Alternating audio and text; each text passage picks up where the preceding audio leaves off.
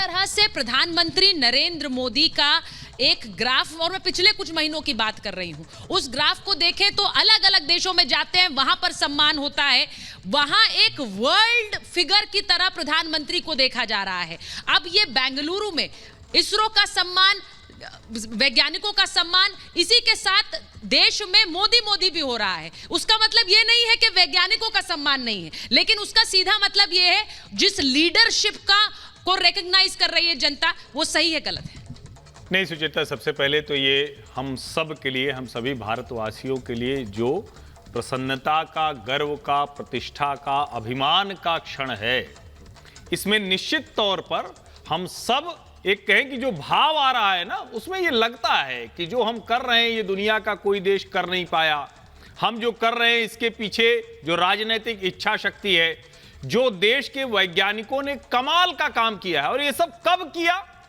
ये सब तब किया जब चंद्रयान 2 अनसक्सेसफुल हुआ, और उस वक्त जो इसरो के चीफ थे के सिवन, उनको जिस तरह से प्रधानमंत्री नरेंद्र मोदी ने अपना कांधा दिया, तो निश्चित तौर पर ये यात्रा जो चंद्रयान 2 से चंद्रयान 3 की है, आज ये रोड शो होगा, आज ये रैली होगी, आज ये चर्चा हो रही है, आज हमको सफलता मिल गई, तो निश्चित तौर पर हम कहेंगे कि प्रधानमंत्री इसका राजनीतिक लाभ ले रहे हैं। लेकिन जब हम असफल हुए थे, तब भी देश का प्रधानमंत्री उसी तरह से खड़ा था, और ये लोगों में उनका भरोसा और मजबूत करता है। भाटी जी, मैं आपसे सवाल दूसरा ये पूछूंगी, अगर आज देश के प्रधानमंत्री अखिलेश यादव जी होते और हम चंद्रयान पर पहुंच गए होते, तो क्या देश अखिलेश अखिलेश नहीं कर रहा होता?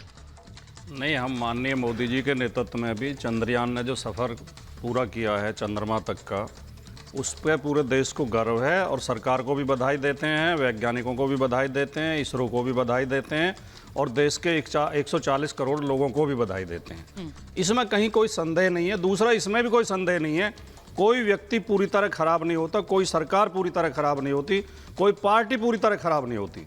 अच्छा वही होगा जब मोदी जी अच्छा करें तो हम भी अच्छा कहें, लेकिन हमें मीडिया वाले रोक देते हैं अच्छा कहने से। मीडिया वाले ऐसे पेश करते हैं कि बताओ अब तो मोदी जिंदाबाद बोलो, अब तो कहो हम चुनाव नहीं लड़ेंगे। बोलता है सर, हमने कब आपसे बोला कि बोलिए मोदी जिंदाबाद? हमने तो सिर्फ ये पूछा कि हाँ, यही होता है। अखिलेश अखिलेश होता कि नहीं होता अगर चंद्रयान पहुंचा होता?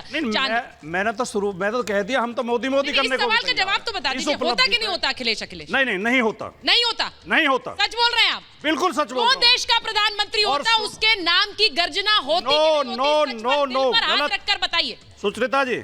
हमें लोगों को गुमराह नहीं करना चाहिए और लोगों को गलत बातें नहीं बतानी चाहिए। सही दिशा दिखाइए। अगर हमारी कोरोना वैक्सीन बनी है तो उसका श्रेय देश के डॉक्टरों को जाता है। अगर चंद्रमा पे हम गए तो देश के वैज्ञानिकों को जाता है।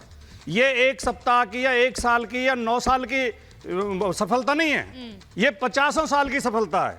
ये नेहरू जी के नेतृत्व में जब देश भूखा मर रहा था, जब देश के पास गेहूं नहीं था खाने के लिए, शिक्षा नहीं थी, तब उस व्यक्ति की सोच थी कि उसने इसरो की स्थापना की। और उसके बीच में तो ढेर सारे वैज्ञानिकों की पीढ़ी आई है, कोई एक वैज्ञानिक नहीं। वो सब श्रेय के पात्र हैं, उन सबको श्रेय जाता है।